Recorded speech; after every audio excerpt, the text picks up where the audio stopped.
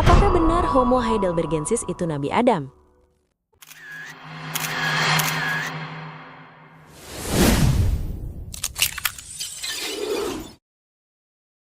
Catatan, karena saat ini teori manusia purba masih dalam kajian, maka riset di video ini bisa saja salah. Apakah benar Homo heidelbergensis itu Nabi Adam? Kalimat ini mungkin terdengar asing di telinga kita, tapi jika dipikir-pikir lagi, sebenarnya masuk akal juga. Saya ingin mengingatkan sedikit, Islam mengajarkan kita untuk berpikir kritis, bukan hanya pasrah dan menerima informasi mentah-mentah. Kita diajak untuk tadabur, memperhatikan bagaimana Allah merangkai skenario penciptaan ini dengan sangat rapi. Alih-alih membantah jika manusia bukan keturunan kera, lebih baik mencari bukti jika Nabi Adam itu khalifah, pemimpin di bumi, sesuai dalam Quran Surat An-Naml ayat 62 yang artinya, bukankah dia, Allah, yang memperkenankan doa orang yang dalam kesulitan apabila dia berdoa kepadanya, dan menghilangkan kesusahan dan menjadikan kamu, manusia, sebagai khalifah pemimpin di bumi? Apakah di samping Allah ada Tuhan yang lain? Sedikit sekali nikmat Allah yang kamu ingat. Kita mundur sejenak ke teori evolusi. Dikutip dari berbagai sumber berita sains, seperti Motherlanders, Detik.com, Ruang Guru, dan beberapa dari Wikipedia, ilmuwan memang telah menemukan fosil-fosil manusia purba di seluruh belahan dunia. Manusia modern memiliki nenek moyang mulai dari Australopithecus, Homo habilis, Homo ergaster, sampai Homo erectus. Namun sosok yang benar-benar memiliki lompatan besar secara kognitif baru muncul di masa Homo heidelbergensis. Dikutip dari Ruang Guru, Heidelbergensis ini yang baru hidup dan berevolusi sekitar 600.000 sampai 200.000 tahun yang lalu. Ada jeda 1 juta tahun dari migrasi pertama, dan berada di antara Afrika dan Asia Barat. Nah, sinkron dengan Nabi Adam. Dikutip dari Pelita Umat dan Da'aru Tauhid, Nabi Adam alaihissalam diturunkan ke bumi dari surga pada hari Jumat setelah melanggar larangan Allah Subhanahu wa Ta'ala akibat godaan iblis. Terdapat perbedaan pendapat mengenai tahun pastinya, di mana menurut Ibnu Katsir dan Imam Asyuyuti, Nabi Adam turun sekitar tahun 5872 sebelum Masehi. Sementara pendapat lain menyebutkan angka yang lebih lama, seperti 200.000 tahun yang lalu. Allah Subhanahu wa Ta'ala menciptakan Nabi Adam sebagai manusia pertama di dunia.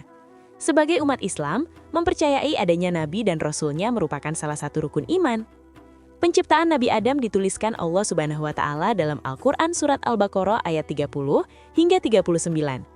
Dijelaskan para malaikat sempat bertanya tujuan penciptaan manusia yang bisa membuat kerusakan di bumi, tetapi Allah menjawab hal itu dengan bijaksana. Yang artinya, dan ingatlah, ketika Tuhanmu berfirman kepada para malaikat, "Aku hendak menjadikan khalifah di bumi." Mereka berkata, "Apakah engkau hendak menjadikan orang yang merusak dan menumpahkan darah di sana?" Sekitar 1,8 juta tahun lalu, terjadi migrasi gelombang pertama oleh Homo erectus. Mereka keluar dari Afrika hingga sampai ke Jawa, Tiongkok, dan Georgia. Namun ini adalah kelompok yang bisa dibilang statis. Selama 1 juta tahun, teknologi mereka tidak banyak berubah. Kapak genggam mereka bentuknya begitu-begitu saja. Mereka adalah penjelajah yang tangguh secara fisik, tapi belum memiliki inovasi seni atau simbolis. Ulama besar seperti Ibnu Abbas, sahabat Nabi, Imam Ibnu Katsir, Imam Al-Qurtubi, Imam At-Tabari, menjelaskan tentang Hin dan Bin, atau bahkan Nisnas. Bisa jadi makhluk sebelum Heidelbergensis itulah yang dimaksud malaikat tadi. Malaikat mungkin sudah menyaksikan Homo erectus atau sering disebut oleh para ulama sebagai Nisnas, Hin, dan Bin, hidup secara liar dan saling menumpahkan darah selama 1 juta tahun tanpa aturan moral maupun akal budi. Allah berfirman, "Sungguh, aku mengetahui apa yang tidak kamu ketahui. Wallahu a'lam bishawab." Nah, mengapa saya katakan Heidelbergensis ini sangat krusial? Karena mereka bukan lagi sekedar mengandalkan otot, tapi otak. Di masa inilah volume otak melonjak drastis. Mereka mulai menggunakan tombak kayu yang diseimbangkan secara aerodinamis untuk berburu hewan besar, seperti kuda purba dan badak. Ini butuh strategi tim yang sangat kompleks. Ditemukan bukti bahwa mereka sudah mulai mengumpulkan benda-benda indah atau unik, seperti fosil kerang yang tidak punya fungsi praktis. Ini adalah benih asa dan imajinasi. Mereka juga sudah bisa membuat dan menjaga api untuk memasak, yang membuat nutrisi otak terpenuhi lebih baik. Bahkan bentuk tengkorak Homo heidelbergensis terlihat tidak memiliki taring dan gigi terlihat datar. Berbeda dengan tengkorak Homo erectus, di mana terlihat giginya lebih besar serta kepala bagian atas lebih kecil. Secara silsilah, Heidelbergensis adalah batang pohon utama.